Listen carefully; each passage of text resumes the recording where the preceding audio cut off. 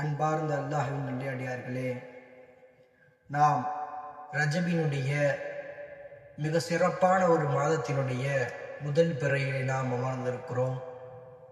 இந்த சிறப்பான மாதம் எப்படி என்று சொன்னால், நபி ஸல்லல்லாஹு அலைஹி வஸல்லம் அவர்கள் அவர்களுடைய தாயாரினுடைய கருவறையிலே கருவாக வந்து நின்ற மாதம் ரஜபினுடைய முதல் பிறை.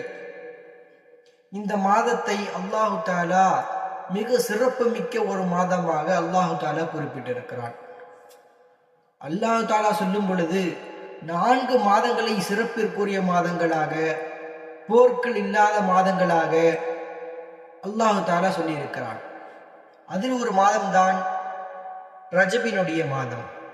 இந்த ரஜபு மாதம் எதற்காக வேண்டி உள்ள மாதம் என்று சொன்னால், ரமலானை வரவேற்பதற்கு உண்டான, ரமலானை அடைவதற்கு நாம் ஒரு பயிற்சிகளுக்கு உண்டான ஒரு மாதம் தான் ரமலானுடைய மாதத்திற்கு பயிற்சி தான் இந்த ரஜபினுடைய மாதமும் ஷஅபானுடைய மாதமும்.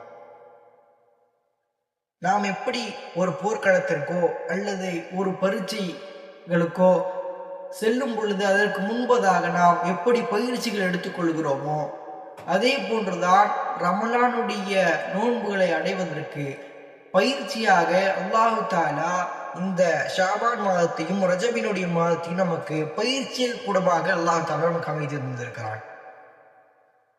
அன்பார்ந்த அல்லாஹ்வின் நல்லடியார்களே, ரஜபினுடைய மாதத்தில் தான் ஸல்லல்லாஹு அலைஹி வஸல்லம் அவர்கள் மெஹராஜினுடைய பயணம் சென்றார்கள்.